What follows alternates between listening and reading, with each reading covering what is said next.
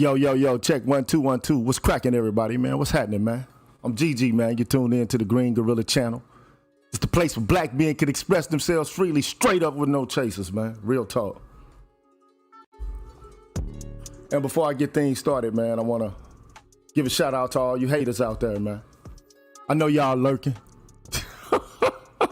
I know y'all lurking, man. I know how y'all get down, man.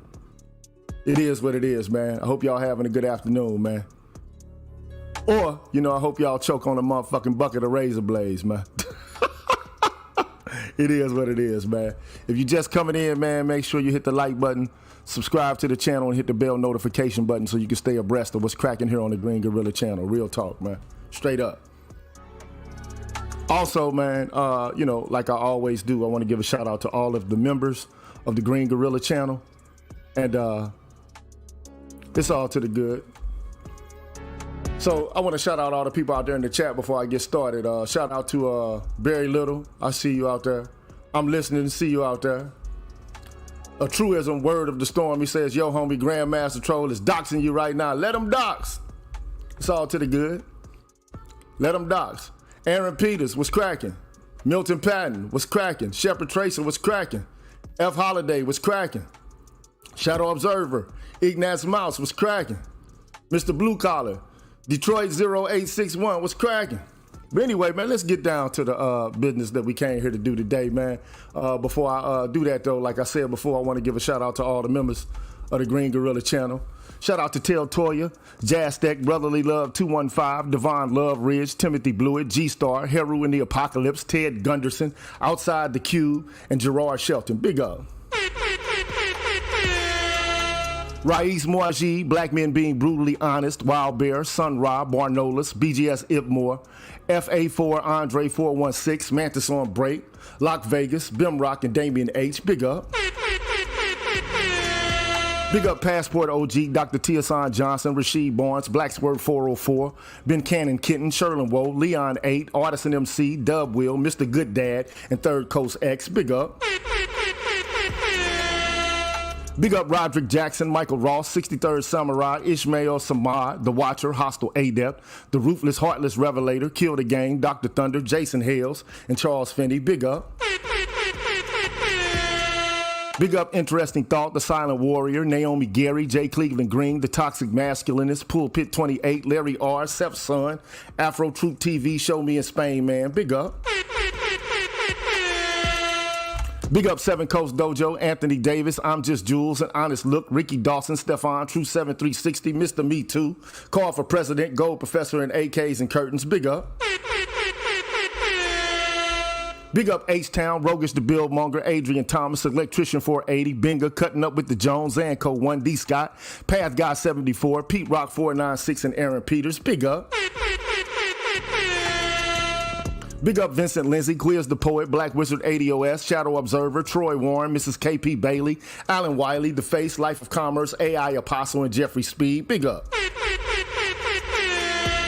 Big up Marvin Battle Jr., Adam, Ignaz Mouse, Dr. Tree 33, 77 Base X, Brian McMurray, Karen S., Charles Rogers, Rick Ross, and Sandra Jean. Big up. Big up Charles Gilmore, Greg, Barry Little, Mr. Valentino, Cameron 87, Dr. Rock, and Mark Swift, Odd Collar, Donald Watts. Big up. Big up the Coach Hotep, Mr. Blue Collar, TD Hip Hop Media, Drew Main, Mr. Heat, Sir R., Mr. Heat, Sir Anthony, I'm sorry, MLR, Universal 178, Aaron Smith, DH, and A Double. Big up. Kalanja Collar and WPR1. Big up. And I can't forget Force Windu, David Carroll, and Kevin Samuels. Big up.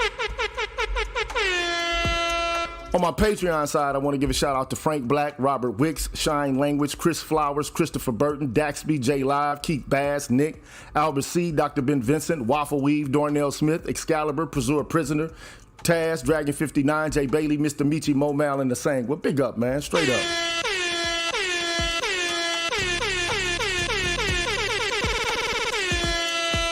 Big up to y'all, man. Straight up, man. Thank you. You deserve a round of applause. Thank you so much for that. Appreciate your help and your support over the going days, months, and years. Appreciate that. Really do. Straight up. And I got a word from my sponsor, then we'll be back with the show, man. Introducing Ion Fast, the revolutionary fat burn that's changing the game in weight management. Say goodbye to slow progress and hello to a powerful, natural solution to support your weight loss journey. Ion Fast potential formula combines caffeine anhydrous for energy and focus, Hoodia extract for appetite suppression, and dandelion extract for antioxidant and diuretic benefits. Together, these ingredients work synergistically to boost thermogenesis, increase metabolism, and to control your cravings. Are you ready to take your weight loss goals to the next level? Discover Ion Fast today. Visit www.ionfast.com to learn more and start your journey to a healthier and fitter you. Always consult a healthcare professional before trying any new supplement. All right, y'all, I'm back, man. I'm GG. You tuned in to the Green Gorilla channel. It's the place where black men can express themselves freely, straight up with no chasers, man. And I brought a guest along with me today, man. His name is the Mad Professor. What's cracking, man? Also known as Dr. Ron O'Neill. What's cracking? Do do do do do do do do do do do do. Hold on. It's Friday, not Saturday. That's right. It's Friday, baby.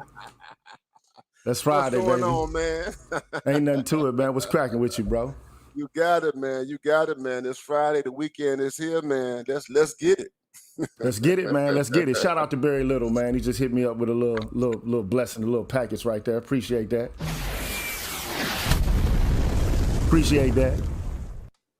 And also, shout out to my brother, No Guarantees. He hit me up with a little super sticker right there. Appreciate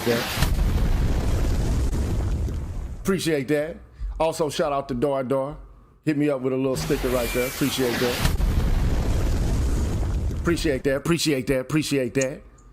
So, for right now, I understand they got some guy that's doxing me or some shit like that. What do you expect to, like, really actually to do? But look, I already let everybody know I'm a fucking felon, for one.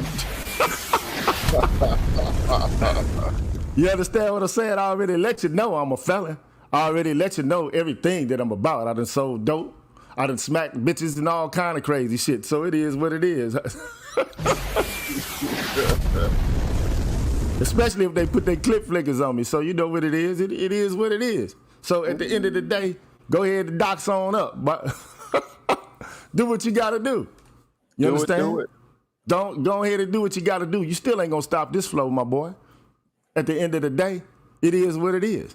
So having said all that, man, what I would like to do is get into what we came here to do, which is actually have a conversation about what the fuck is going on with,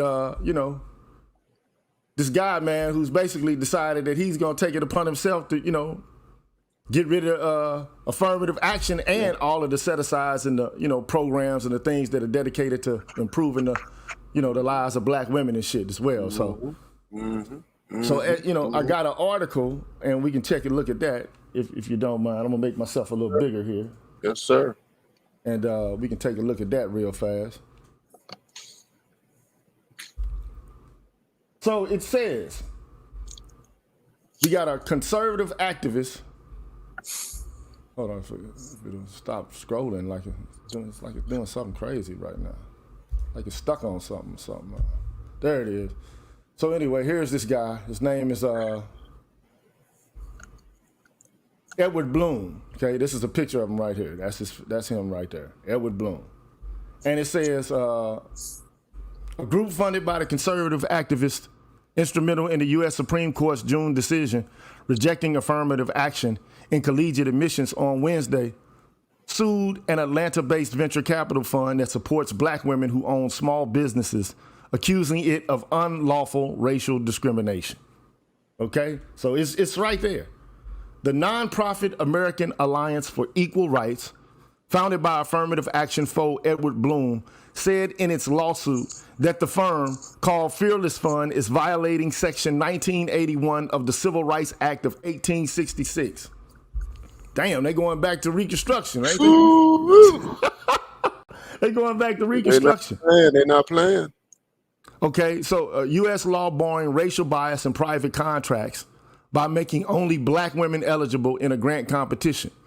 It was filed in federal court in Atlanta. Okay, the article goes on to say Fearless Fund was launched in 2019 by 3 prominent black women. You already know who Keisha Knight Pulliam is. That's Rudy from the Cosby Show. Rudy Huxtable. That's Rudy Huxtable right there. Okay. Also, entrepreneur Arian Simone and corporate executive Ayanna Parsons, right? And counts as Investors Bank of America, Costco Wholesale, General Mills, MasterCard, and JP Morgan Chase. Damn. So they putting Costco in this, Bank of America in this, General Mills in this, MasterCard in this, and JP Morgan Chase in this. Fortune 5, baby. Okay. Lawsuits brought by another group founded by Bloom led to the Supreme Court's June ruling declaring unlawful the race-conscious student admission policies used by Harvard University and the University of North Carolina. The new lawsuit is Bloom's first since that decision. So, and then it goes on to say the conservative majority court rejected policies used by many U.S. colleges and universities to use race as one of multiple factors in admissions in order to boost enrollment of black, Hispanic, and certain other minority students. Bloom's group had argued that such programs discriminated against white and American applicants.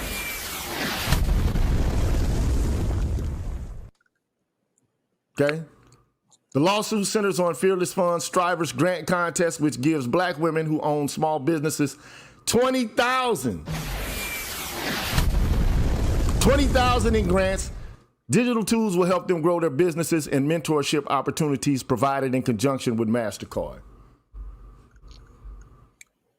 So basically, Bloom and the Texas-based American Alliance for Equal Rights have said that some of the group's approximately 60 members, white and Asian American, have been excluded from this program due to their race. Fearless Fund did not immediately respond to requests for comment. In an interview, Bloom said the lawsuit was the first of many he hopes to pursue through the American Alliance for Equal Rights to broadly challenge race-based policies used by private corporations. So first they went for the universities. Now they're going to the private corporations. Okay. So the cases before the Supreme Court against Harvard were filed by Bloom, founded Students for Fair Admissions. Bloom, who is white, said he plans to model the new group's cases after that successful litigation.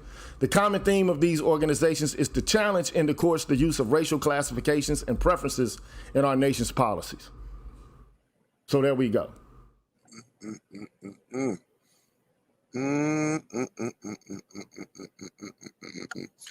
I knew this was coming, brother. So yeah, I mean, we knew it was coming. We already know. Oh yeah. We already knew it was coming. It was coming. It is right here. So what you think about it, man? What's your opinion about this, man? Like I said, man, this is the beginning, man. This is the beginning. These people are well organized. They're well funded, and they're strategic by going after this LLC in Atlanta. I mean, it's important to know that there are much larger corporations who are engaged in these type of business activities. One particular that we all know of is Goldman Sachs. Yes, sir. Yes, sir. So Bank of America.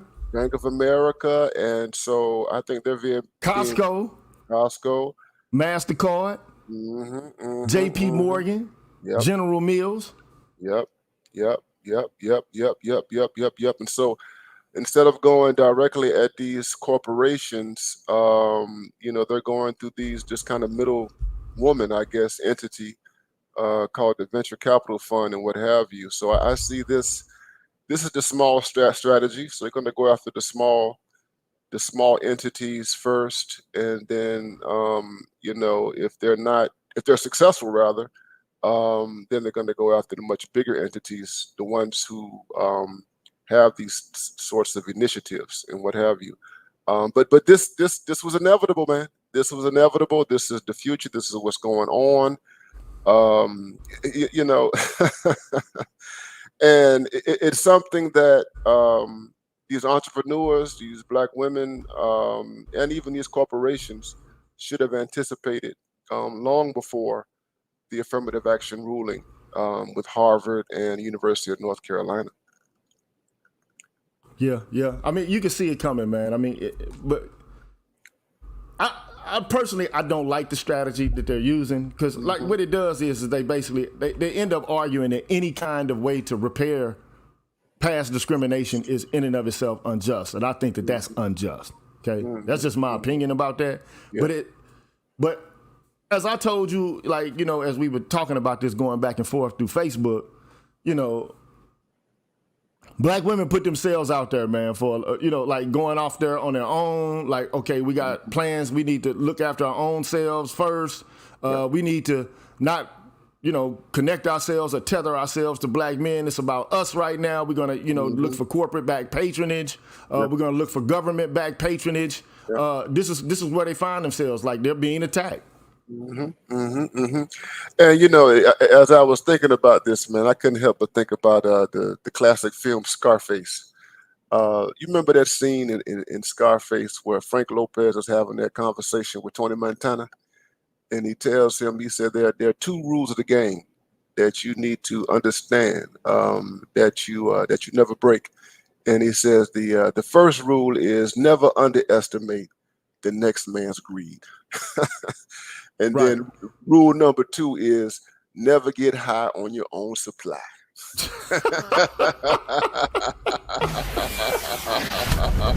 There you go, man. Never get high on your own supply, man. Never get high on your own supply, brother.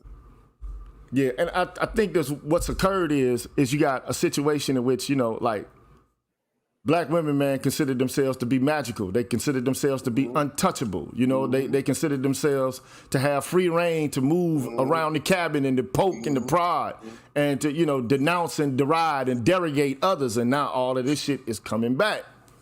Yeah. And the thing about this, man, there's now, what is obvious here is that they have a limited protection by white liberals and white neoliberals in particular. You know, conservatives up to this point have been kind of, you know, in the shadows, on the sidelines. They haven't really engaged black women like this, but it's clear now that you have, in terms of sympathy and empathy towards the black women, you got some people out there, them white conservatives, who have no empathy. They have no sympathy whatsoever. They see themselves now in direct competition with these black women. And and that's what's a part of it, you know. So when you look at the lawsuit, it is it's specific rather. It's saying that this discriminates against non-whites. In the lawsuits, it says white people, and it even includes Asians. That's correct. So non-white people are non-black people rather are discriminated by this. You know, they don't even touch the gender thing.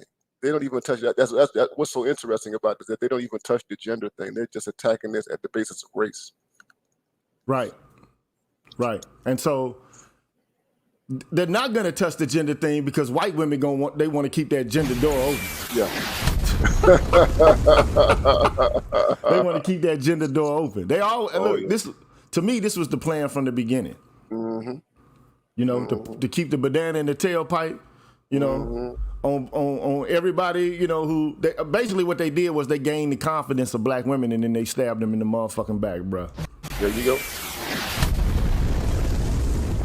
I mean, ain't that what it looked like to you? Of course. Now they're basically saying that, you know, this population of black people are basically now, you know, expendable, disposable, and you're getting in the way. You get in the way because you're in direct competition with white men and people who are in close proximity to white men. You know, i.e. Asians and everything. And you know, there's no mercy here. You know, even though you know, it is a fact that, you know, the percentages of black women who do get funding is very, very low. It's like in the lawsuit. I mean, in other places, like 1% funding for their Right, right, businesses and everything. But they don't even care about that. right, It's like either everybody benefits or nobody benefits. That's it. It's all or nothing. right. And so, like, what's happening is like, and I think this guy here. Let me see if I can find no guarantees. Like you said, it's fattening the hogs for the slaughter, man. And the only problem I have with like the kind of methodology I think that black women have been using is they basically consider themselves to be untouchable. They consider themselves to be part of honorary white status or to somehow be a part of like elite society, especially middle class or upper middle class black women. They kind of felt like they could transcend the problems associated with being black men. And they threw black men under the bus in order to gain that status to a certain extent. And now it's coming to bite them in the ass. Now, you talk about coming back to the table. Yeah, well, absolutely. So what happens when they take away all your bread and butter and they take away all of the programs and they make them unlawful, right? What happens then as a result? Oh, yeah, all the programs that make you strong and independent. You know, all those programs that give you the gumption to say that you don't need black men or you don't need men, period. You know what I mean? That you're just this automaton, this you know, a Horatio Alger type figure that's just doing it all by yourself without any type of governmental or corporate intervention whatsoever. You know, no corporate husband, no governmental husband. You know, the fiction of you know, radical individualism. You know, and even meritocracy. Right, correct. And so my whole thinking about it is, look, we know exactly how the Civil Rights Act was basically appropriated and hijacked by white women to their benefit because they benefit more from affirmative action policies than black people ever did. They benefited from the Civil Rights Act more than anybody else ever did. Like, okay, I can show you the proof because you know, the women who, let me see if I can find this little clip right here. And it's a famous little clip as far as I'm concerned. Check it out. Most important changes that have taken place in respect to the status of women since you've been in Congress. Well, I think perhaps the most important change was the one that added sex to the bill of 1964. This bill was drafted really to help Negroes. Now, it wasn't clear. It would have meant that Negro women would have been given rights that were not available to white women. Therefore, we added sex. It is my belief that the drafters had assumed that no women would get any rights. So that I think both white and black women were helped by the bill. There you go. There you go. There you go. So we know that black men weren't helped by the bill. The evidence is clear on that. Okay? Because we already know that black men are like, even if they come from good family backgrounds, they have a high degree of downward mobility. Okay? And that's why a lot of, you know, black women are calling us nakers, didn't do nothings, dusties, crusties, scrubs, and the like, because we haven't really actually been able to benefit from these programs like white women have and black women have. Because the lady she puts it out there. Like, black women and white women are going to be able to benefit from these programs because sex was added to this bill, okay? Now, notice who she excluded. Now, notice who she left out by omission. That's black men. Yeah. And so now, though, and guess who the ones that went after affirmative action? Who? White women. White women, yeah. They couldn't get into the universities, and so they came up and said, okay, well, you know what? These Negroes are trying to take slots that are reserved for us. But notice how they didn't get rid of any female-based initiatives. They didn't try to get rid of Title IX. Nope. They haven't come after anything related to sex at all, only race. Yeah, and the thing about it is that you know, when you even when you consider, you know, affirmative action in, you know, in higher education, man, you know, the benefits, even though, you know, black women are incorporated in that, and you know, the benefits have been really, you know, marginal. You know what I mean? I mean, you know, when you look at the numbers of black people who are actually on university campuses, especially state universities, man, I mean, they pale in comparison to the dominant white population. I mean, that has always been the case, you know, since Baki, you know. But for them, it doesn't matter. It doesn't matter. It's like, you know, even if you're just discriminating in favor, that's their perspective. You're discriminating in favor of a black person. It still is a loss for white people, you know, as a group. You know, Yeah, so yeah, that's crazy to me. You know, I'm gonna invite some people up if they want to talk about it. BGS in particular, if he wants to come up. But the whole point is, I think that they never saw an end to the gravy train. no, of course not. They No, never saw that there would be issues and problems that were going to come up or arise related to this gravy train.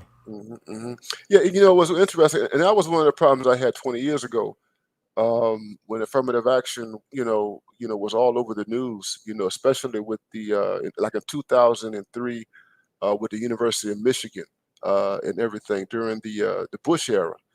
That, you know, the NAACP, the ACLU, you know, organizations like that, you know, they were trying to uphold quote unquote diversity. But you know, in doing so, you know, there was never any talk about, you know, the possible end of affirmative action, you know, and what do you do, or you know, how do you create a counter strategy, uh, in the possible event that it is completely removed. You know, I mean, you know, it was, you know, Sandra Day O'Connor, you know, she famously, you know, stated in her opinions that, and that was like in 2003, 2004, that it needed to it last for another maybe 25 years, you know. And so here we are, and that time period is basically expired, and it's gone. It's not here. And they knew that the inevitable turn would be, you know, the workplace and private contracts and everything. And that's the big thing. You know, if you really want to think about affirmative actions bite and what, you know, its impact really is, it's really at the level of employment and contracts and the like. So this is the money, this is the dollars and cents and what have you. And there was never any strategy, never any conversation among the elites, the liberal elites, black elites, or what have you, about an alternative and how do you prepare people for this, the possible, you know, ending of affirmative action in employment and in government contracts. We just assumed it was, you know, a tacit assumption that it would go on forever. Yeah, and that's the problem with it. You know, like my issue, and you talked about this. One of the things that you brought to my attention, I think it might have been about 3 or 4 months ago, was that a feminist philosopher, a white one, her name is Nancy Fraser. Okay, and she's more of a radical feminist and a Marxian kind of feminist. And she basically said that, like, the people on the left have kind of lost their way, and feminists have lost their way. A lot of them are chasing after recognition, chasing after, you know, acknowledgement, as opposed to trying to advocate for the core of what the left initially and originally was all about, which is material dialectics, like the improvement of the economic situation for black folks or poor folks in general, right? And so it's just come to pass that this strategy, it seems to have like been, it's a failure. Let's just call it a spade a spade. The strategy has been a failure. Yeah. No. Absolutely. You know, and she was, you know, a voice in the wilderness. You know, I mean, you can count on your hand the number of feminists who are, you know, who have democratic socialistic leanings. You know what I mean? You know, they tend to be on the margins of discourse and everything, and most people don't really know about them. You know, another figure, more contemporary person, is Yamada Kiyanga Taylor. She teaches at Princeton University. She's a black woman, and she's a you know, democratic socialist and everything like that. And she's, you know, another voice in the wilderness that nobody talks about. You know, but you know, their dominant strategy has been the Hillary strategy. You know, is that we're gonna double down the Hillary Clinton paradigm and what have you, recognition. This is why Hillary Clinton, got the Democratic nomination over Bernie Sanders. You know what I mean? Because they didn't really care about all the structural stuff, and they weren't thinking about where we are today. And even not only her, but also Ruth Bader Ginsburg. I mean, they keep talking about Trump's court and how he was able to stack 3 justices and why we didn't vote for Hillary. But no one talked about the fact that Ruth Bader Ginsburg stayed on the court too long. She didn't give up that seat. She didn't retire when she was supposed to, so that Obama would have appointed another liberal judge. And I just don't understand why she did that. Like, I mean, maybe perhaps she was not really on the team that she said she was on. Yeah. You understand what I'm saying? Like, I mean, yeah. This is where we are. This is where we are. Like, see, this is the fucked up thing is, like, black people will try to destroy each other. Mm-hmm. Petty over petty bullshit. Like, from what I understand, is some nigga doxing me right now. No, but like I done told people already, I'm a fucking felon any goddamn way. So I don't know why y'all tripping on me being a. So now they don't have to wonder whether you have a PhD or not. Now they've proven it. So. But at the end of the day, man, all I'm saying is, like, black people attack each other, but white people are helping each other out, man. Even though they might act as if they got problems with each other, they look after each other. Yeah. You understand what I'm saying? And I don't understand why that woman didn't just. How old was she, man? Man, she was in her almost 90 years old, man. Come on, man. She 90 and she still, man. They wanted Hillary to pick to actually choose that court. Obama could have done it. He could have forced it because it was like that when I retired, it was 8-8. He could have just simply bypassed all the pomp and circumstances as she picked the judge. He didn't do it. They wanted Hillary as to pick that judge.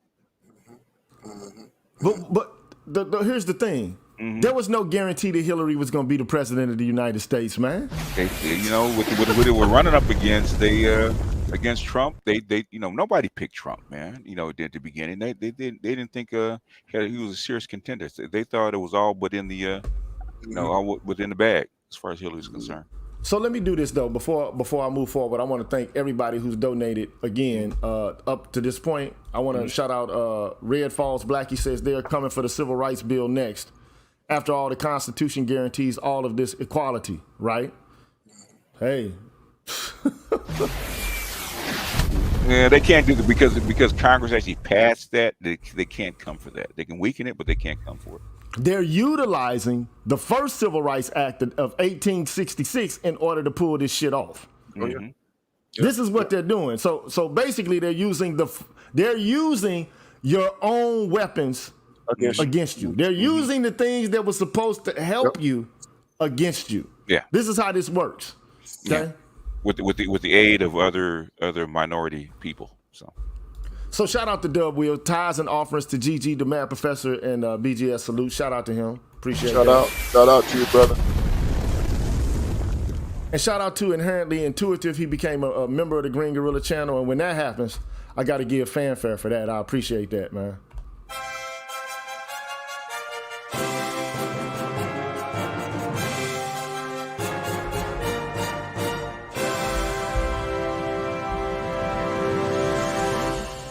Yeah. Shout out also to Laminar. Appreciate that, my brother. Appreciate that.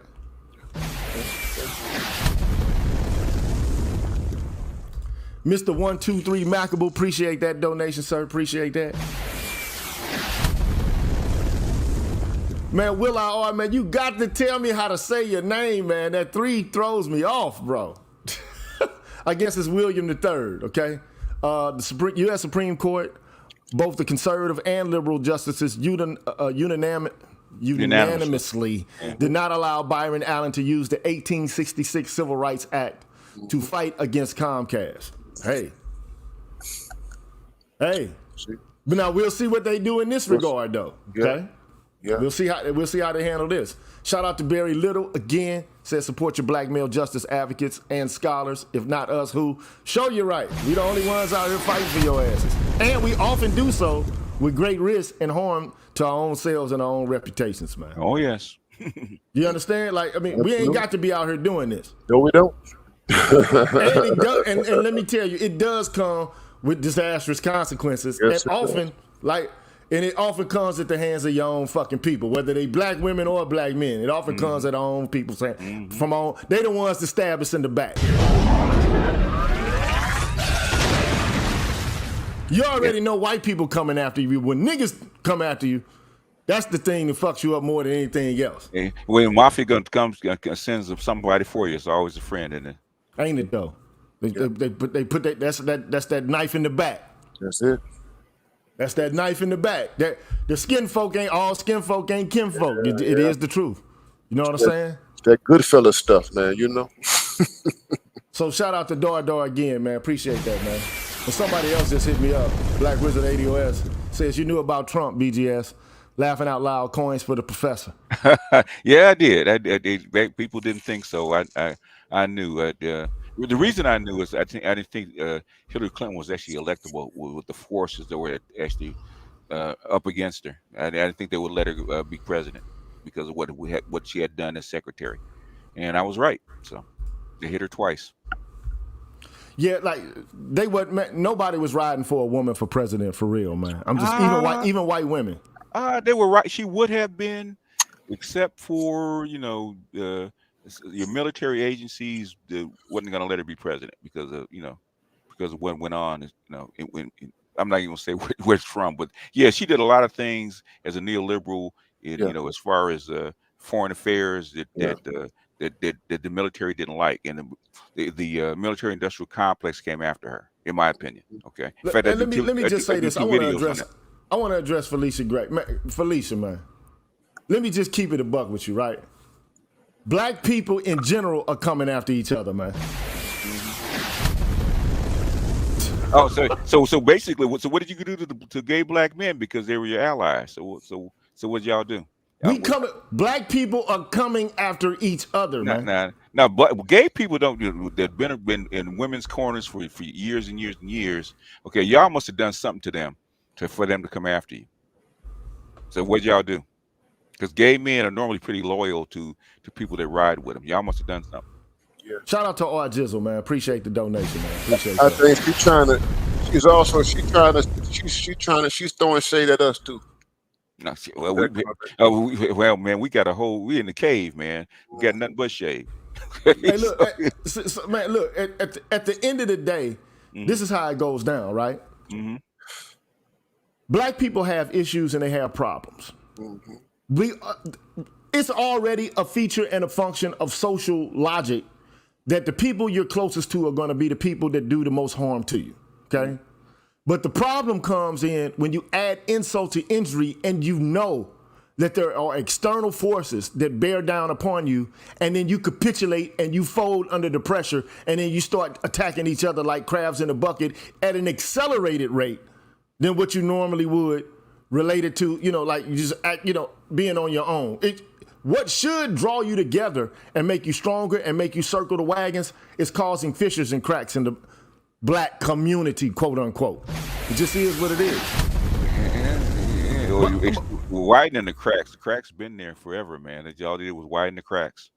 But my problem is, look, we already knew, and that's why I showed this clip of Dr. Martin Luther King Jr. like maybe about 3 or 4 days ago. And in that clip, he discussed the various ways in which the easy part of the civil rights movement was over with. Mm-hmm.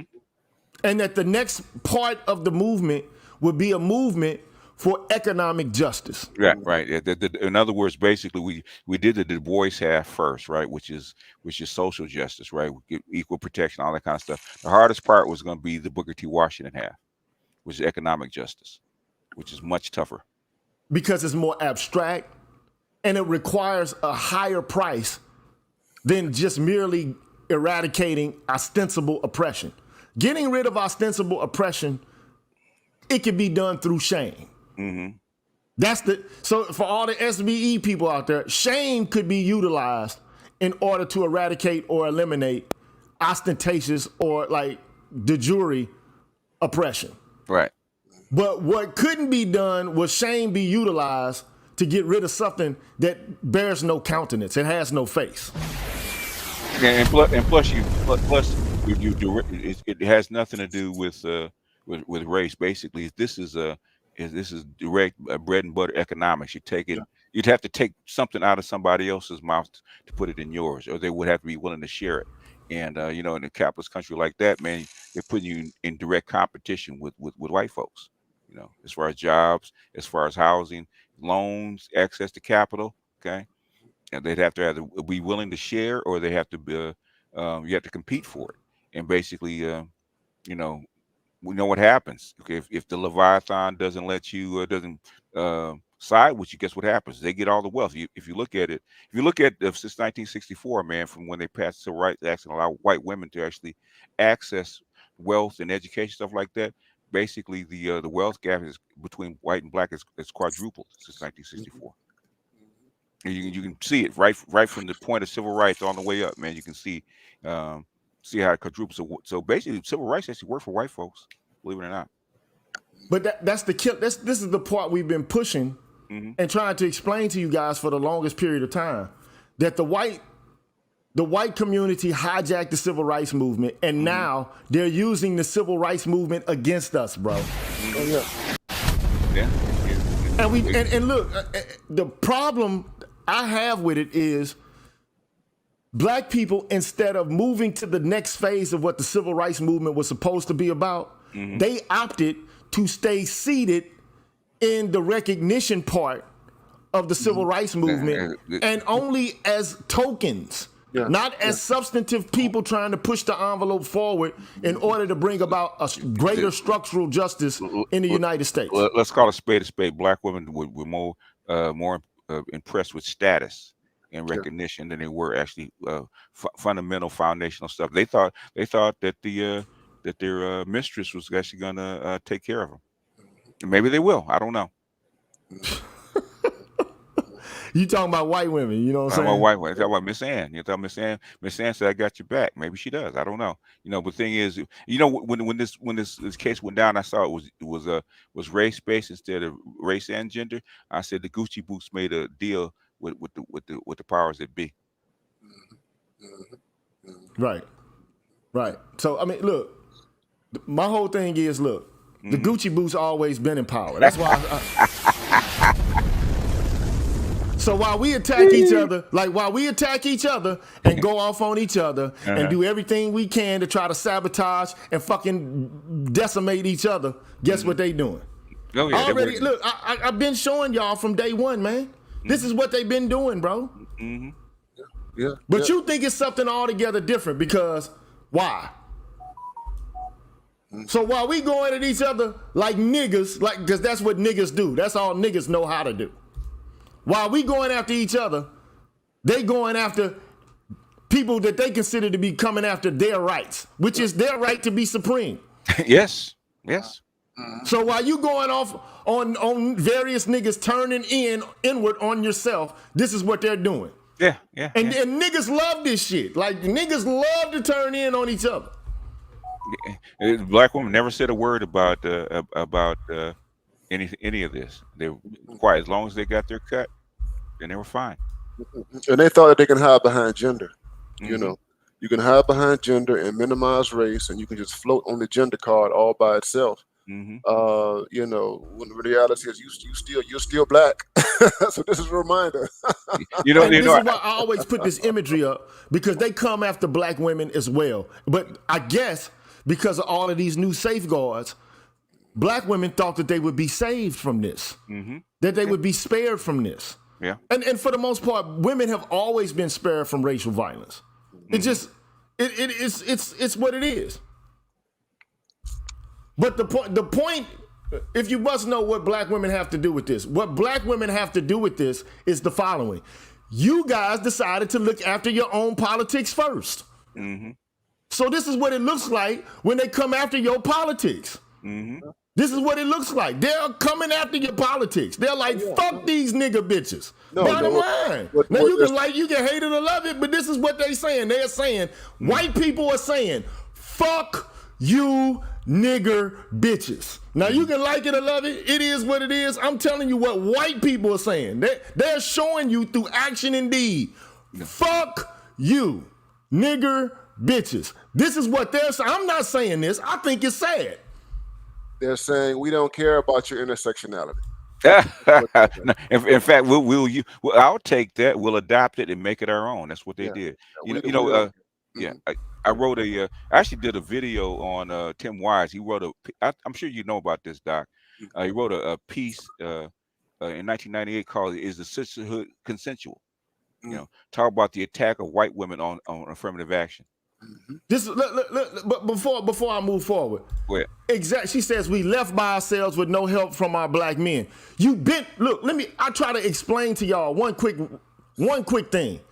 Black people would still be in slavery if it wasn't for black men during the Civil War fighting on the side of the Union, putting their lives at stake so that black people actually could be free. It would not have occurred without black male death. It wouldn't have fucking happened. But the problem is and this is something that Dr. Neal said a long time ago. Black women broke the contract. Y'all tore the contract up. Yep. We believe that there was a linked fate between black men and black women. Yeah. But black women have been using law and policy to fuck us over. Yep. They have been using law and policy to fuck us over and to throw us under the bus. But here's the thing. White motherfuckers don't care about y'all, man. They don't give a fuck about y'all. That's the thing you don't get. And the reality, and this is what happens when you politically separate yourself from black men. Hey, look, you can disagree all you want to. I'm not saying that black women didn't die, but when it comes to the Civil War, man, y'all wasn't out there, man, fighting like the men were in the Civil War, putting y'all body, your life, and limb on the line. You just were not, man. That's fantastical. Yeah. It's fantasy. Okay, we already know that black women have created fantasies based upon white women's fantasies about resisting the patriarchy and all this shit. Y'all got caught up in patriarchal language. That's what you did. You got caught up in smashing the patriarchy. But you really didn't have to go after white dudes. You really actually, now, you know how fucked up it got? Now you got intersectional motherfuckers basically saying that because black men aren't viable partners, black women need to start fucking dating white dudes. Yep. Now tell me what part of the game is this? Now there was a linked fate between us. But it's a fact. You can look at the documents and the points in history where black women took a departure away from linked fate, and then all of a sudden it's about them now. We've been battered and abused and all this shit by our men. Man, women been assaulting niggas, but they don't want to be assaulted. Black women been doing all kind of ignorant shit with children. They don't want to. We don't want to talk about that. We can't have a discussion about that because white women said we couldn't. Okay. So when white women say what we can do, we do it. At the end of the day, so all of the politics in the black community have now turned over on what white women demand and what white women desire and what white women say. And so when all of that has been occurring, guess what white women been planning to do? To stab niggas behind their back. And I'm saying, how could you not see this coming? Yeah, and what they've underestimated was white resentment towards black women. Yeah, white resentment you have because and it's not spoken of a lot, but you have lots of white women, including feminists, who are very resentful towards black women. And so you got white women who are resentful. Now you got these white males who are now resentful. So this is white resentment, white grievance politics directed at black women. And these people, they play a long game. They're not gonna let this go. Okay, even if they're not successful with this particular case right now, they're not going to let this go. They're going to keep hammering at it and hammering at it. They did it with abortion. These people.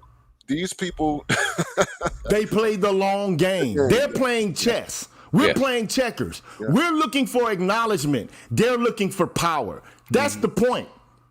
And they make up the laws. These people have developed the laws. Yes. Okay? Yeah. They have the power. They have the intellect. Not saying that they're smarter than black folks, but the point is they have more training than we do. The tools, yeah.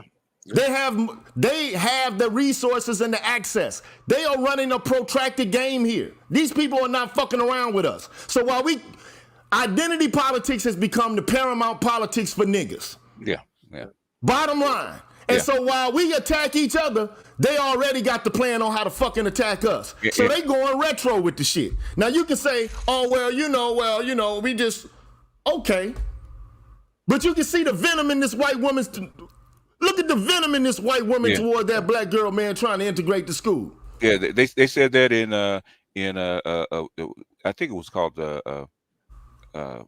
Poor White Trash, right? She was saying that whole chapter that white people actually resented forced integration, right? They resented it. They still resent forced integration to this day. And this is their true colors. Mm-hmm. Yeah. Black men turned on y'all when? This is the shit that's true. When did black men turn on y'all? Yeah, it's a lie. It's a lie. It's a myth, something that they fabricated.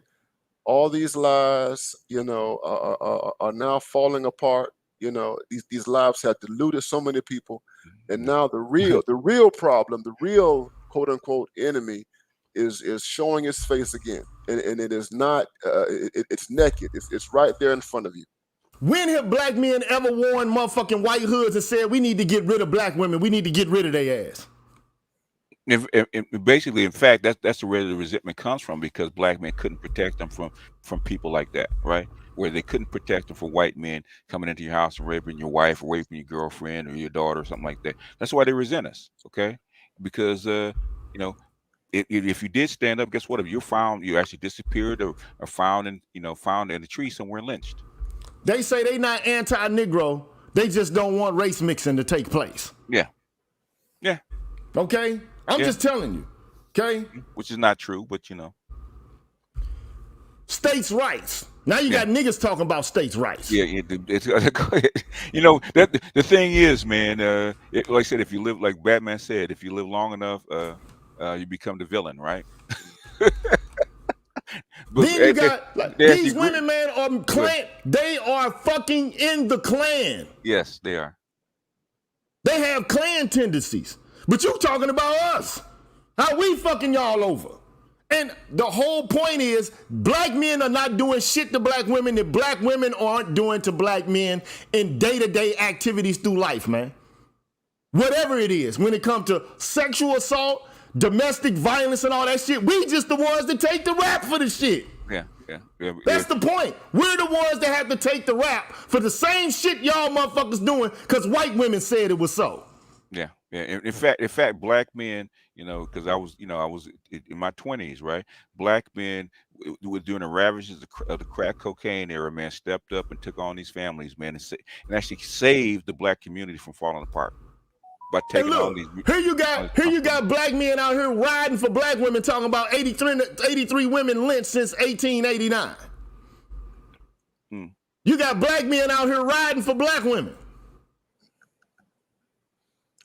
And then this woman has the nerve to say we left the house in the 60s.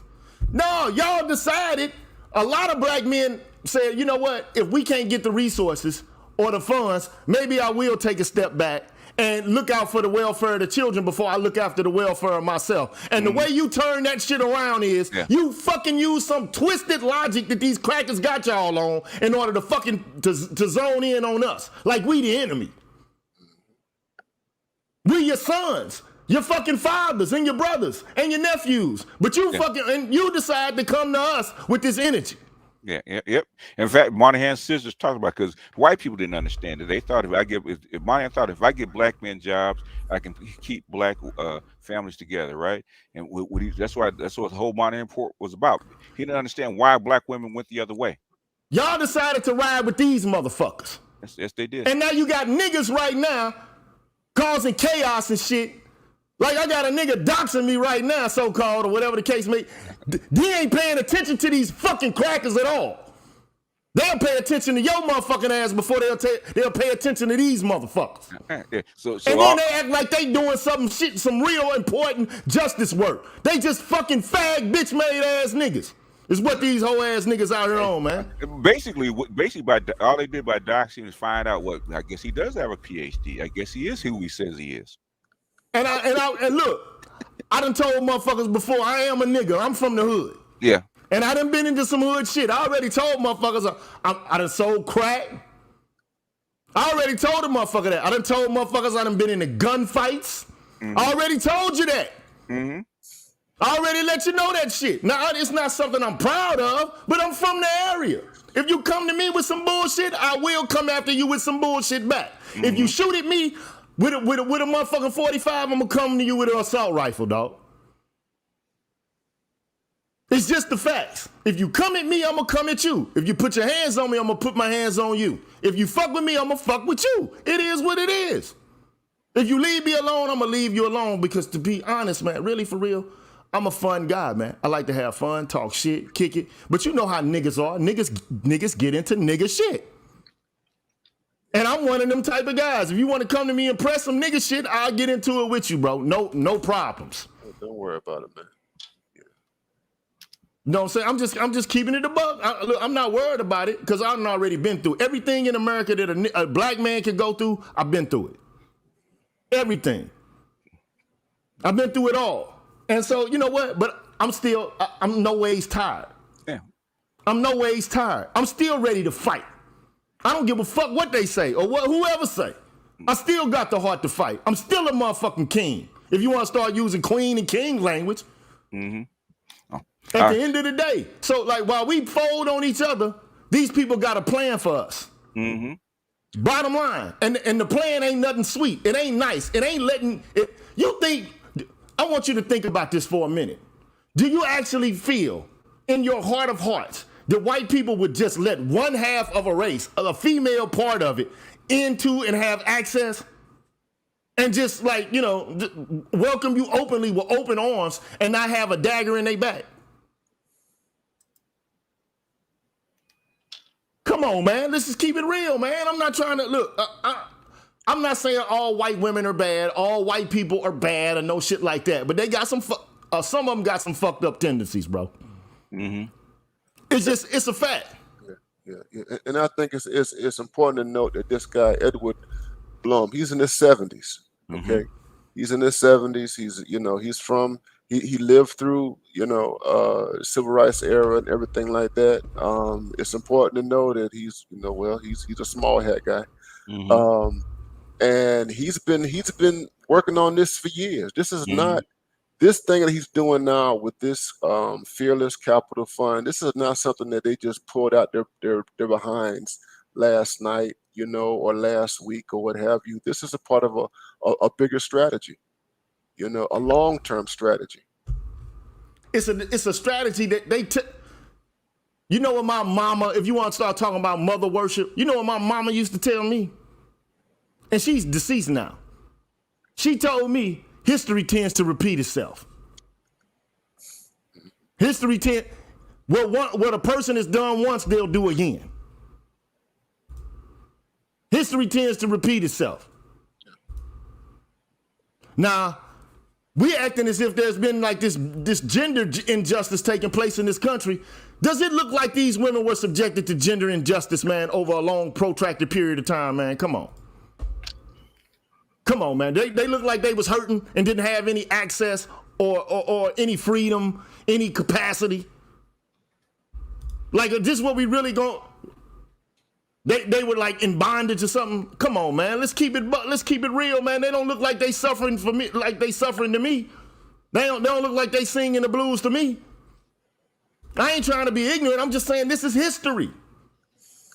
But we don't acknowledge the history. Instead, we stay mired in identity politics. Now it's time to point the finger at this person, that person, the gay person, the woman person, the straight person, the male person. We have become immersed in their politics, and this is exactly what they wanted to do. This is their Trojan horse, man. And we're trying to tell you this shit, but the more we tell you, the more you still point fingers and you stay mired in the same politics they got us in. And this is the true patriarchy. This is the true white patriarchy that they deal with and that we deal with. Black men have absolutely nothing to do with this attack on this venture fund. Okay, nothing to do. Now, someone said to me earlier that, and it's happening right now, that black women gonna find a way to blame us for this.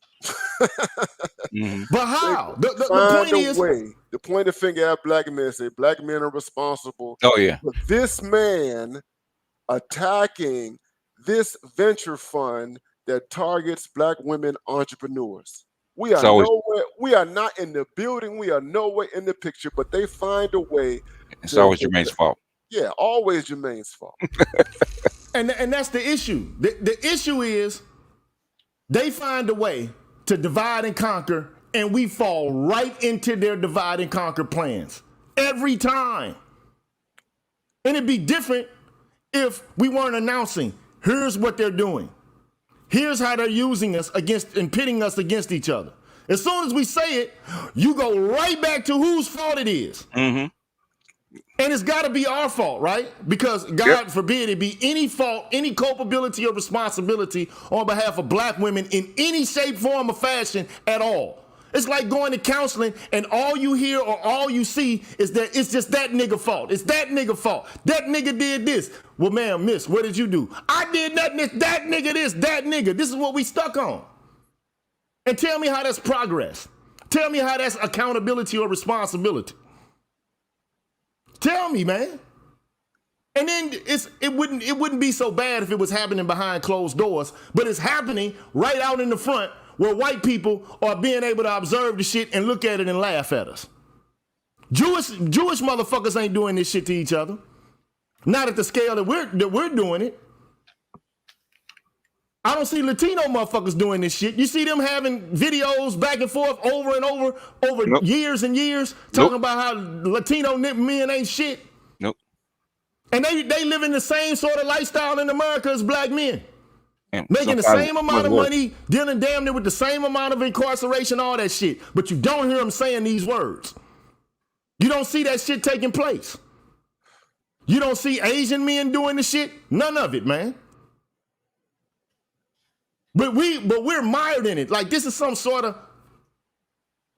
Hey man, look. All I can say is, man, I'm just tired of being like everything is not misogyny, man. Everything is not misogyny. It's too simplistic. It's you reduce everything to misogyny, so nothing can take. So no criticism of women can take place at all because of some shit that white women created. And these bitches don't give a fuck about God. They don't care about misogyny, bro. They just use that shit as a way to obstruct racial progress. The word misogyny wasn't even prominent in in white politics until the Civil Rights Act. Now all of a sudden there's all this misogyny and shit. Misogyny's everywhere.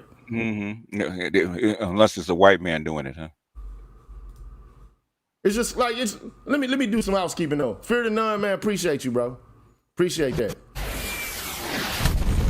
Appreciate that. Got any cash apps? Yeah, hold on. I'm gonna get to it, man. Okay. It's a lot taking place all at once. So, right. Mississippi Delta guy. Those that fail to learn from history are doomed to repeat it. Those that don't learn history are simply doomed. Correct. Yeah. And we have millennials that don't know Joseph anymore. Man. Shout out to Blade Runner. He says, supporting the cause, keep teaching the real. Straight up, word. Mr. G, shout out to him. Appreciate that. Salty Balls, as always, says, chess 2-3, thine queen hath as many moves as she does tricks, but the game ultimately ends with thine king.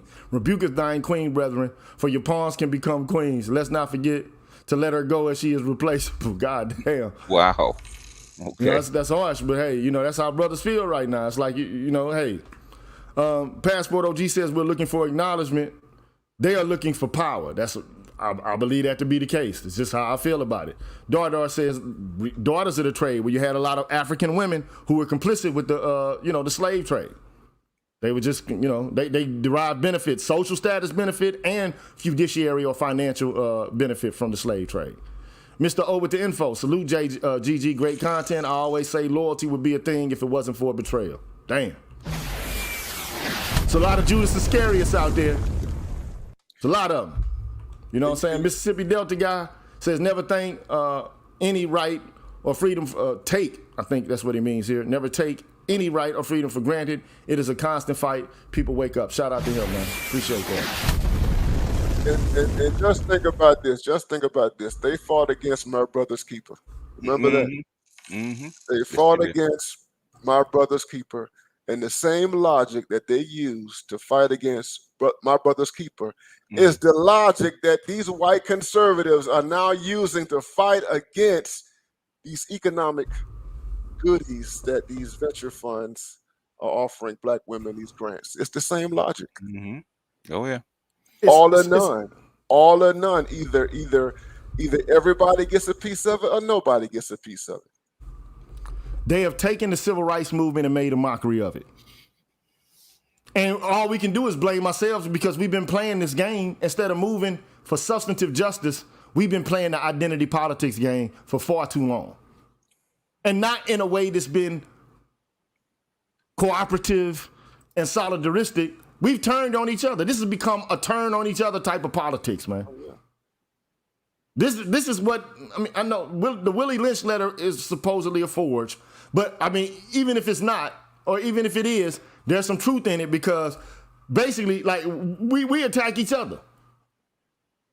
That's all I'm saying, and they even say it, women, no, you attacked that. Man, look, we're attacking each other. Their plan is working. That's all I'm trying to tell you. So at the end of the day, man, shout out to Aaron Peters, man. Big up, man. Their plan is working. Okay? Black Dad's perspective, shout out to him. He says, keep blaming Jermaine. He gonna start catching that plane.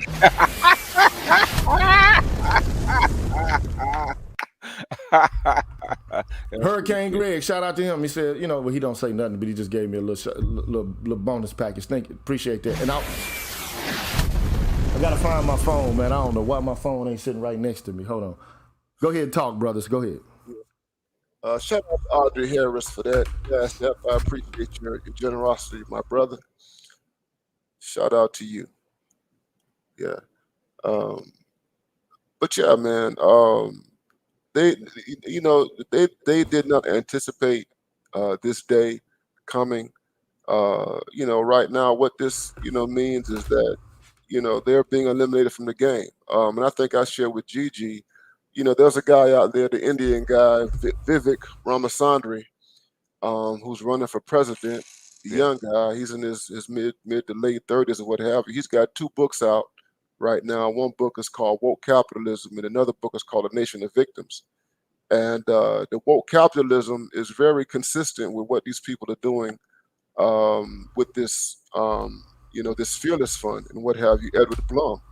This guy thinks that intersectionality should not be a part of corporate America.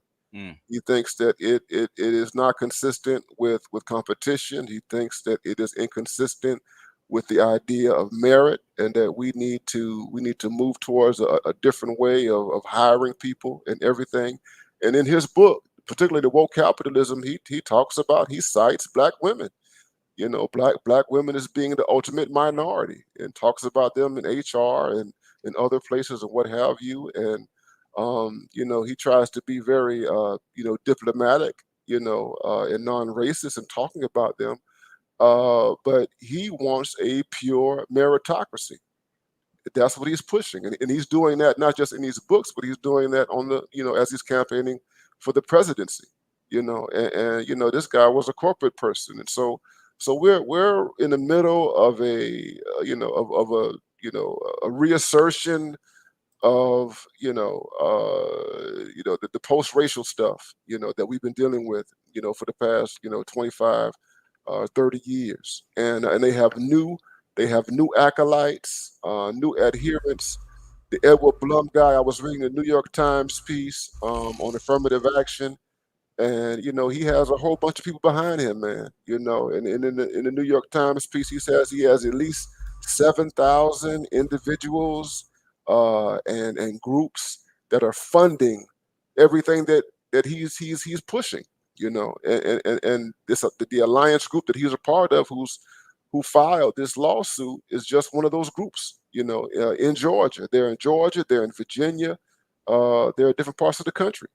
And we just did not, and it's our fault. It's the failures of Black leadership, Black female leadership, neoliberal Black male leadership, just leadership writ large, man.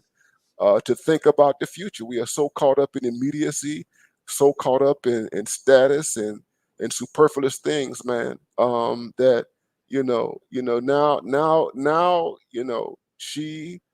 The Black female population is being blindsided by something that they did not anticipate. For sure. I mean, look, anybody can see this shit coming. I'm just saying, like, anybody with eyes could have seen this coming. That's just my opinion about it. But anyway, Salty Ball says, fact, I got accused of misogyny for using the rest of the Blue Magic hair grease and eating all the corners of the peach cobbler. Can't take him nowhere. But the problem is once you paint yourself into a corner, I said this shit. Black women are painting themselves into a corner. It's one thing to say, okay, look, baby, we can use our status as a way to get us both on. But what Black women did was they used like whatever little boons they got from the Civil Rights Act and what little programs they had access to from corporate-backed patronage or government patronage. They used it to basically say, fuck you niggas. You niggas ain't shit. And that's what y'all did, man. That's what y'all did, bro.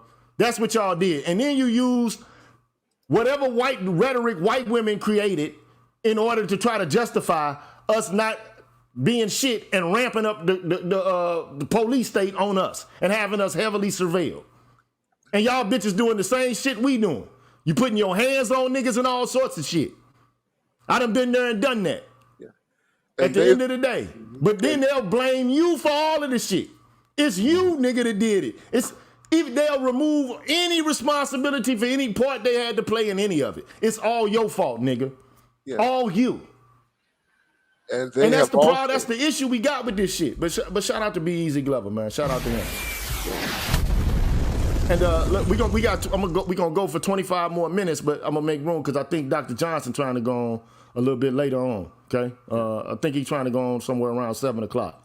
But shout out to some people that hit me up on the Cash App, man. I don't want to say their names because I think but Mississippi Delta guy, shout out to him again. You know what I'm saying? I think that's who it is. LaKenzie and Paris and MLR, man. Thank you so much for your support, man. I really appreciate it, man. Straight up, I really and duly, truly appreciate it, man. And shout out to No Guarantees again. He just hit me up. He said the recent rise in interest rates of 0.25% will be extra gas on this venture fund demolition. not to mention the wheat thing and the rice thing and a bunch of and the yellow freight going belly up. It's gonna get ugly.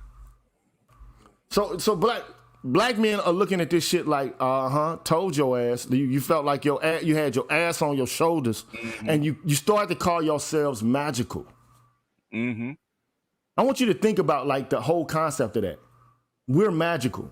You niggas are cursed. We got white magic. You got black magic. Mm-hmm. You niggas can't do right. Look at us doing good. And they coming after y'all, man. And the question is, you done came after us so much, niggas like, why should I even fucking trust y'all? This is really, like, what happens when they pull the rug from underneath y'all and y'all ain't got a pot to piss in or a window to throw it out of? Mm-hmm. What happens when that happens? And here's the thing. You have a lot of corporate entities over the past decade or so and even longer that have been pushing these type of programs under the auspices of black women and girls and what have you. And no one touched them. No one challenged them. And here's the thing about the lawsuit. Here's the thing. It is illegal. It is illegal to create scholarships or grants or what have you that specifically target a group. It is illegal, bro. You know what I mean? But they were doing it, but no one was policing it. You see, no one, targeted them. But now they're saying, you know what? We're no longer going to tolerate this anymore. We're no longer going to just sit back and watch Goldman Sachs and watch J.P. Morgan and all these other corporate entities create these particular programs designed exclusively for Black American women. We're not going to sit back and do that anymore. We're going to attack them. Yeah. And they have legal. Here's the thing, and I'm not defending what these conservatives are doing, but they have legal grounds to do so. Yeah. You know what I'm saying? It's like an employer. It is illegal for an employer to say that we want to hire a Black person. It's illegal to do that. Or to hire a woman to specifically state that you want to hire a person from a particular ethnic or racial group. That's illegal.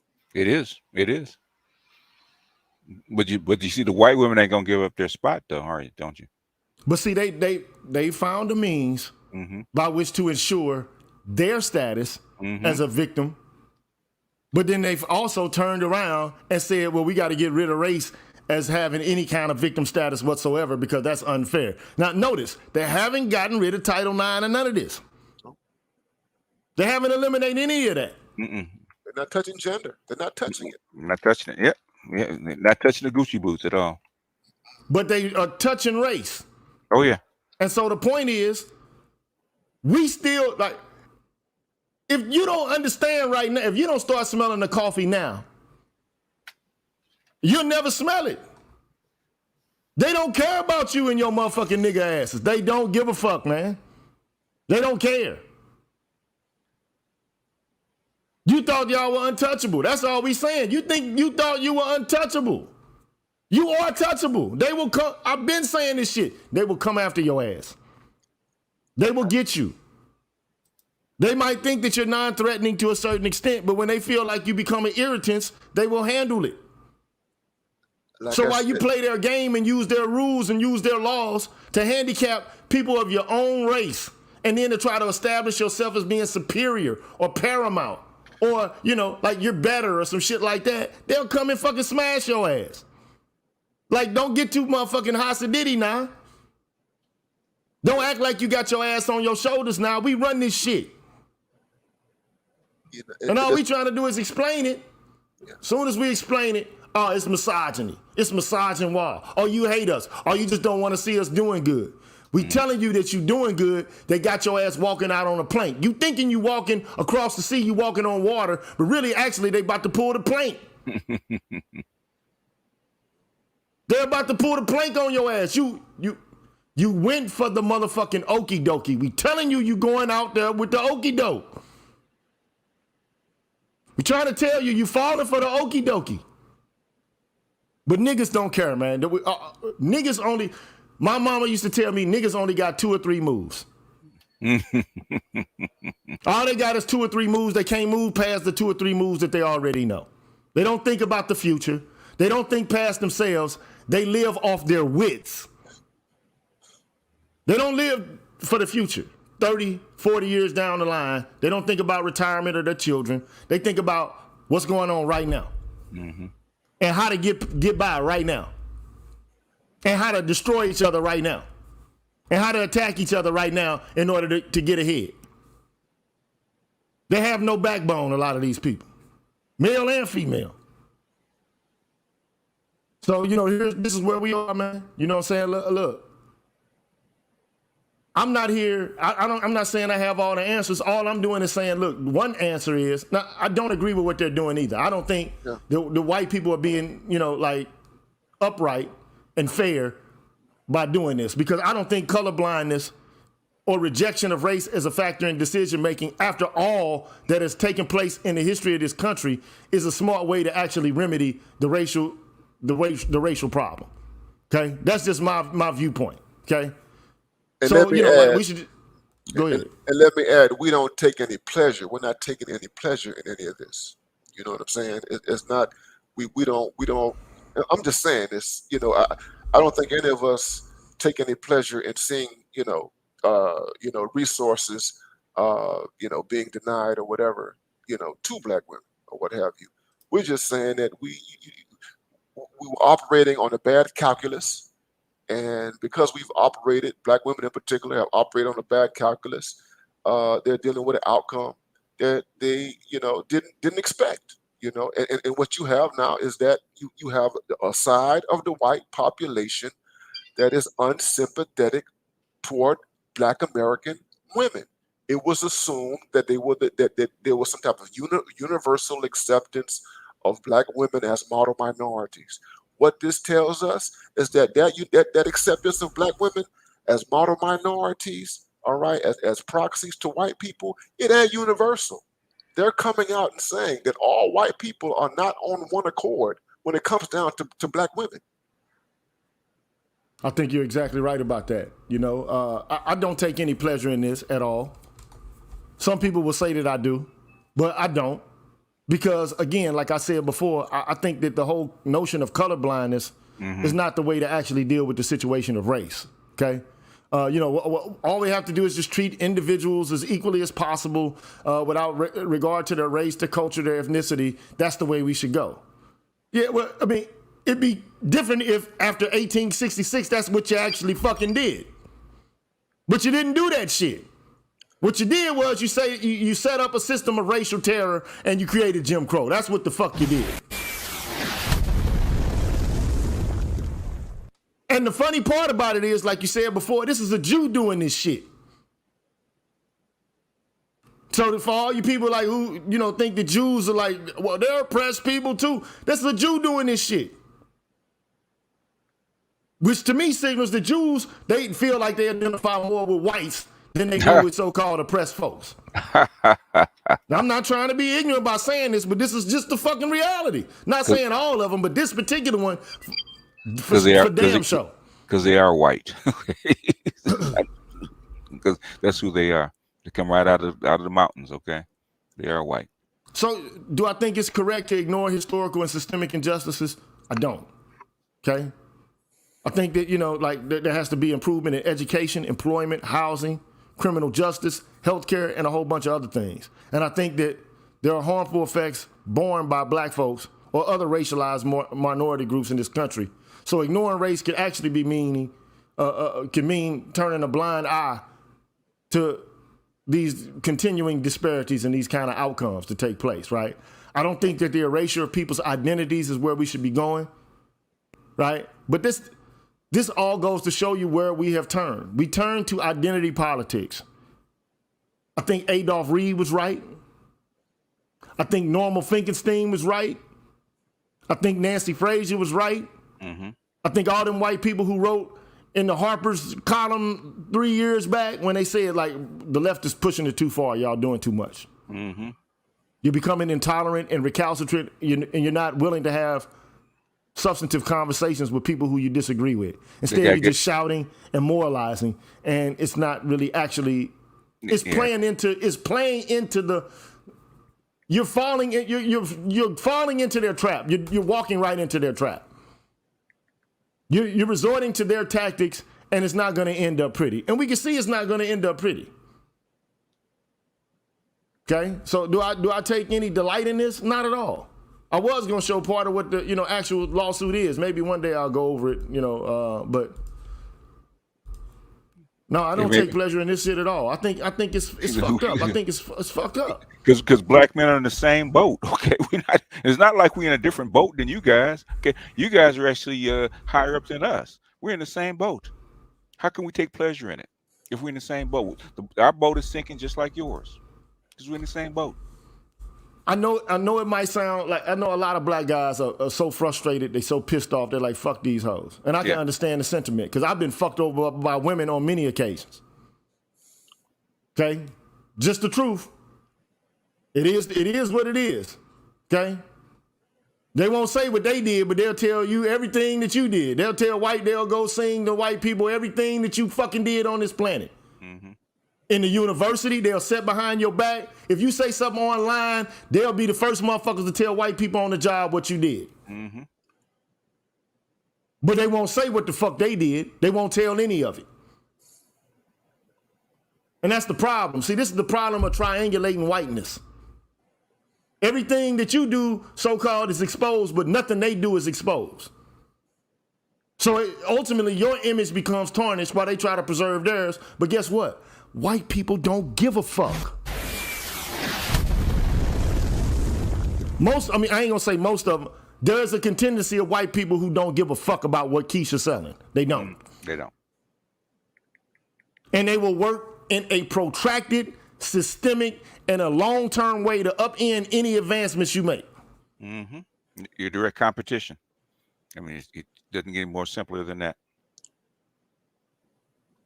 I'm just saying, Yeah. Unless it's the case, the vast majority of black boys are going to be born from the wombs of black women. Mm-hmm. Whether you like it or not. Many of them will be single. Most will be single. Yeah. Hey, I'm just saying. It's the facts. So I've even heard situations where, like, if I got a male child in my womb, I'm gonna abort the motherfucker. Mm-hmm. I don't know what that. Women calling the police on their own sons and shit. Mm-hmm. I'm gonna teach this little nigga a lesson. Mm-hmm. Women getting their sons to shoot and kill and murder motherfuckers. You know what I mean? I'm not gonna go into the situation in Chicago, but I think it's wrong for a boy to be fucking having a 14 or 15-year-old to be doing the work that a grown ass man should be doing. That's my opinion. Now, I mean, we got a lot of problems, but I tell you, man, hey, look, these white folks, man, they are not playing with us, man. No, they are taking back the Civil Rights Act. They have basically eliminated it. For the most part, they said, what is it, time's up? Yeah, remember that movement? Well, Me Too, time's up. Time's up. Now they're yelling at us from the limousine. So the liberals rolling the window down and yelling, "Time's up." Man, it's a sad thing if you ask me. I just think it's sad. It is. It is. But you can see it coming. Like we all saw this coming, man. We all saw this coming a couple years ago. It's coming. As soon as they announced that lawsuit with the Harvard and the Asian students, I said, okay, it's coming. It's gonna make. I'm gonna tell you when I knew it was coming. When Trump issued that order against race and gender stereotyping. Okay. And then Black Lives Matter pulled that shit down at the statement that they had related to, how, they want to center black women and shit like this, and the men aren't part of the family, and we want to affirm like queer and all of this shit, queerness and all of this. They yanked all of that shit off their website because they were getting federal funding for their organization. And they were receiving governmental aid. And so Trump was like, we shutting that shit down. It won't be any more sex or race stereotyping. But see, what they pushed the lines of race further, but they haven't pushed sex. I don't see them pushing sex, to be perfectly honest. It just works to their benefit too much. I don't see them doing that. But at some point, they're going to have to consider it because you got men who are failing out here. And when white men start failing, this is the way I perceive it, right? And this is just a political, philosophical argument. If the whole organism isn't doing well, then you're opening the possibility for pathogens to permeate the organism. So it's not just women doing well. Women and men together have to do well in order to function and to thrive as a civilization. Yep. When you disrupt the system, man, and don't have anything else to replace it with, what happens? That's why you see the Reeves and Chetty and Scott Galloway's out there right now trying to negotiate the peace. It's not working too well right now. Right.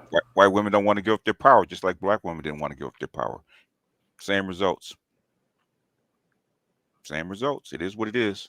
And we've been trying to y'all been trying to tell them that for years. And I know Dr. Neal's been trying to tell black women this for years. The thing is, they thought that Miss Ann was going to ride with them, and they thought they had power. This day would never come. Guess what? It's here. It's here. Now you blaming Jermaine about what you're gonna do. And again, I don't take delight in this. It's not like I'm sitting here about to pop open a bottle of motherfucking cognac and smoke a cigar and be laughing at this shit. Mm-hmm. Some guys will, though. I ain't gonna lie. Some guys gonna be like, fuck them. They turn their backs on me, so fuck them. But the longer view is nobody's winning from this shit. I believe y'all tore the contract, though. I do believe that's the case. Mm-hmm. When black men suffer abuse and all kind of injustices at the hands of women, what we do is we don't go talk to white people about it. And the thing about it is that the black male population writ large has been so decimated over the last 50 years that there's no way for us to, quote unquote, rescue them. Nope. There's no way. Nope. We have no infrastructure as a collective population. We have no way to create an alternative for them, okay? Because we've been decimated. And, you know, and the reality is that they've been complicit with white society in our decimation. And that's just a fact. Yeah. Ain't no such thing as Superman no more, huh? I guess not. I guess not, man. I guess not. I mean, what do they want us to do? We don't have any standing. We don't have any power.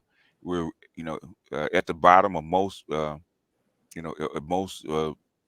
you call it? Metrics. Okay, you weakened your boys to the point where they can't do anything for you. So they go into men that can't do anything for you. Okay, and you made sure that all the rules are actually against them. So they have no standing to even help you anymore. What are they gonna do? If white folks don't want to hire you, if white folks don't want to, give you loans, where you gonna go? Mm-hmm. You got nowhere else to go. Yeah, and you took the will to fight out of the boys. You wanted them domesticated, so you domesticate them. It's like you domesticate a dog, and then the burglar breaks in. What's the dog gonna do? He's gonna run behind you. Okay. And that's the issue is, man. We should have been supporting each other and buttressing each other, but that didn't happen. What happened was black people went for the okie dokie and fell deep into identity politics, which is a fracturing type of politics. It's not a politics of solidarity. It's a politics of how much can I get out of the pot and look out for myself and fuck everybody else. It's a token-based politics. It's not a politics that requires any reshuffling of resources. Is a politics, not in any significant way. It's just politics. There are no demands. There are no demands. It's the politics of no demands. It's a token-based politics. It's like, put me in the game because I'm me. Mm-hmm. And, I'm the most depressed, so put me in the game. It's not a politics of, look, there needs to be more economic justice in this country. We need the safety net for all people who might be subjected to the rigors of poverty. That's not there. Yeah, fighting over butter biscuits, okay? And they reject pig feet. We talk about Nancy Fraser. I mean, her political, analog is Bernie Sanders, and they did not support Bernie Sanders. They didn't support Bernie Sanders in 2016. They didn't support Bernie Sanders in 2020. Okay, now they're fighting against Cornel West. Thing is, Cornel, though, he didn't have a shot of winning because they were, that goes way back to Eugene Debs back in 1920. Man, they'll never allow socialists to actually become president. But he's pushing it. But they're pushing. He's and I know he has it's a hard road, and it's not going to happen. You know what I'm saying? But the point of his candidacy and the significance of it is that the structural material conditions that affect us, particularly Black people, are being forced into the public domain. You have to reckon with it. You just can't just skirt around this stuff. Yeah. Well, fortunately, unfortunately, the automation AI is going to force Marxism, whether you like it or not. How well it's going to function, how long it's going to last, I don't know. The thing is, it's the only way out of this, because capitalism is actually going to start replacing people. Okay, and in my opinion, and Doc, you guys are smarter than me, so what I'm seeing is this is fighting for what's left of the pie, because you know how capitalism works, profits over everything, and everybody sees the writing on the wall, and everybody's trying to shore up their space. So this is just one instance. Okay, who we gonna throw overboard first? Is it gonna be our white women or black people? Okay, guess what? We need white women. We're gonna throw a black people overboard first. Okay, because boat's gonna sink. We have to.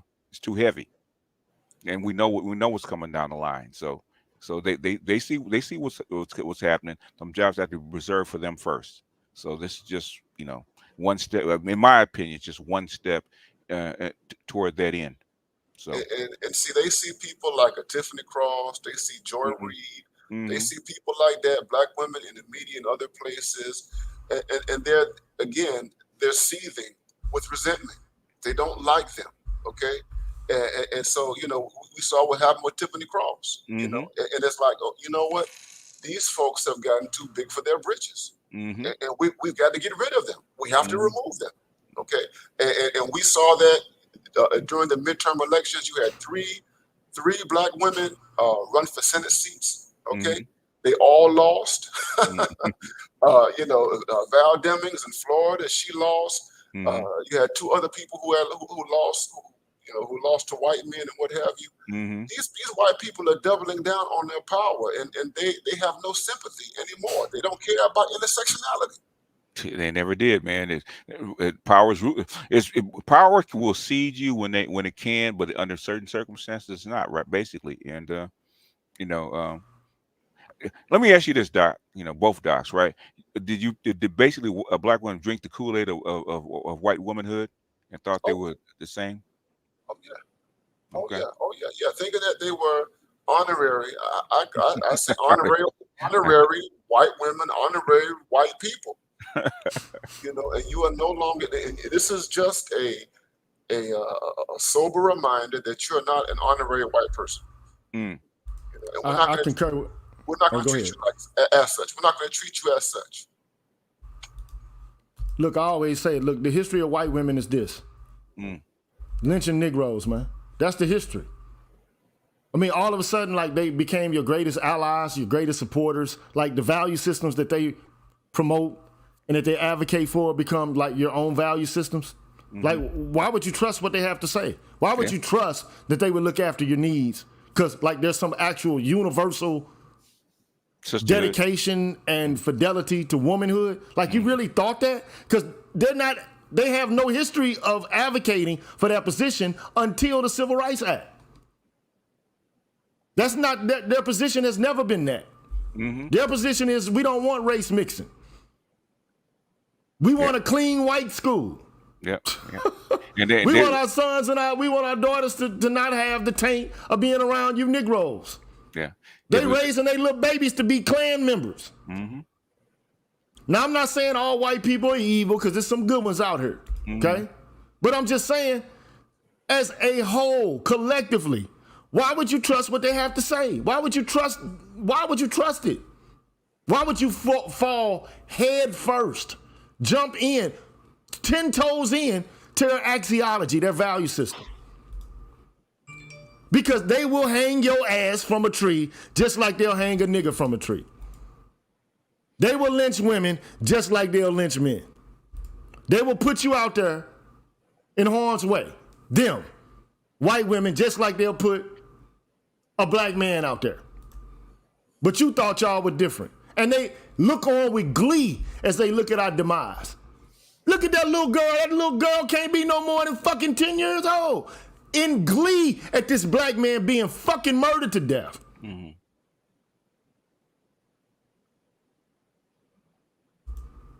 And you fall head first into their system, like what they talk about, like their ideas of justice, and trust them.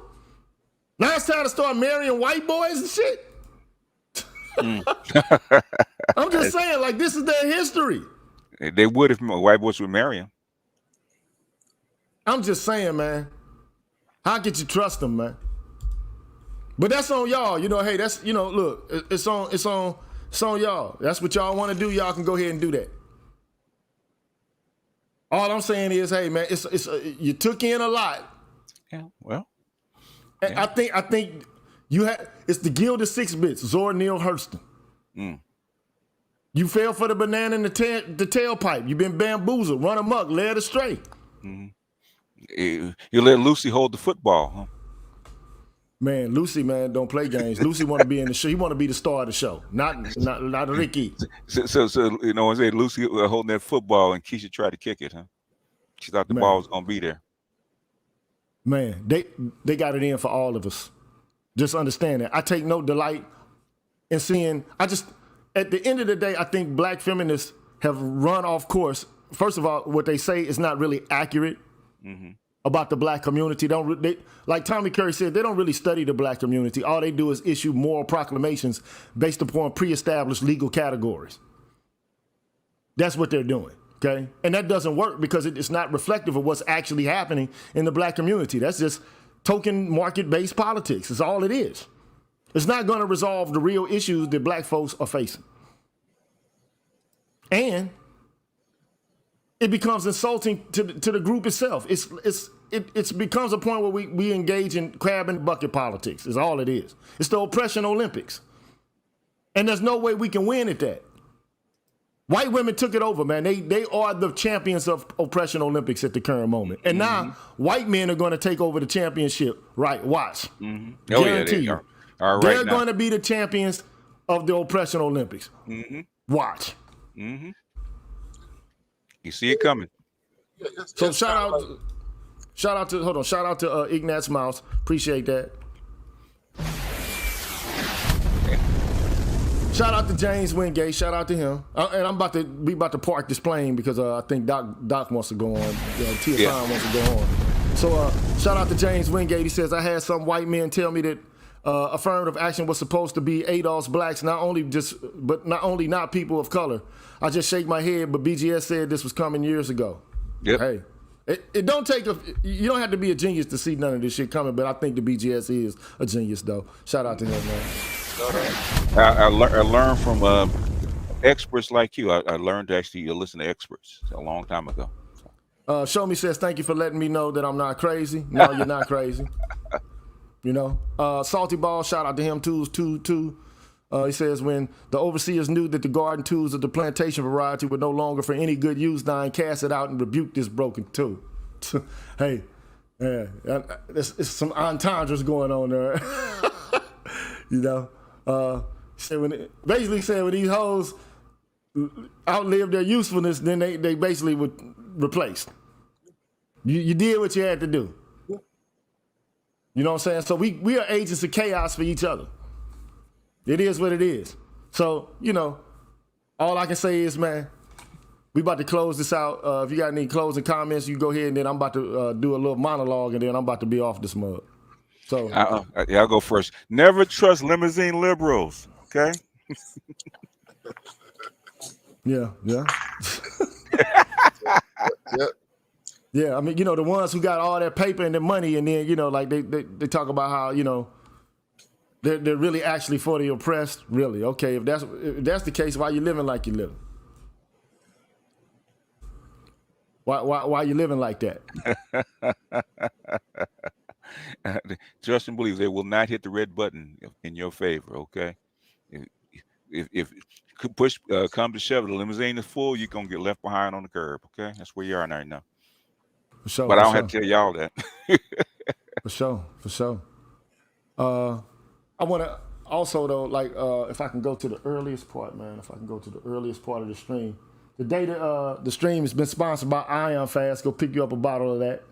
You know, I don't know if you know what Ion Fast is. It's a fat burner. You know what I'm saying? Go check you out. Get you a pill bottle of it. If you need to burn a little fat, you know, it's summertime. And you might want to take off your shirt at the swimming pool. You want to do that with confidence, go get you a bottle of Ion Fast. Dr. Neal, you want to take us home, man? All I have to say to the African-American female population, welcome to the world of black men. Oh, man. It ain't a cool world, man. It ain't a cool world, but hey, welcome to our condition. Because if this is, you know, any indication of what the future looks like, hey, it looks like you are now an honorary black man. Hey man, I already knew that like these people don't really care for they don't care for black folks in general, man. Like I read a paper a long time ago from a woman named Ann Dummett, and the paper was that race and sex a false analogy. I think that was the title of the paper. And instead of, like people accepting it, I mean, all we did was just get stuck right back into the rut of pointing fingers at each other. You know what I'm saying? But the whole point is, look, man, race is the issue that these people have with us.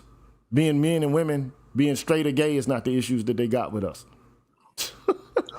They don't like us because we black, bro. Yeah. And that's just the facts about it, man. It ain't because you're a black woman that they don't like you. It's because you're black that they don't like you. It's like that. It's like that black woman who's married to a white man who goes to bed one night and he turns over to her, and, during sex and calls her a nigger. You know what I mean? And reminds her of what he really thinks about her deep down. Wanting slave sex, that sort of thing. And she gets a wake up call. So this is what's going on, man. You know what I mean? And it is what it is, bro. So that's all I got to say, man. I appreciate you, my brother. We will see you on the next. See you on the next one, man. Next one, man. Take care. Appreciate you, man. All right, man. Peace out. All right, man. Thank you. Peace out, man. So thank y'all for joining me this afternoon, man. I really appreciate it this evening, or this Friday evening. I will holler at y'all on the next one. I don't know if I'm gonna be doing the short bus tomorrow. I might. I'm favoring towards doing it. But yeah, go watch the video on me being doxxed and believe all of it. Yeah, I'm a criminal from the past. It is what the fuck it is. You don't like it? Fuck you. I told you that from the time I came into the space, that I'm a convicted felon and that I'm from the trap.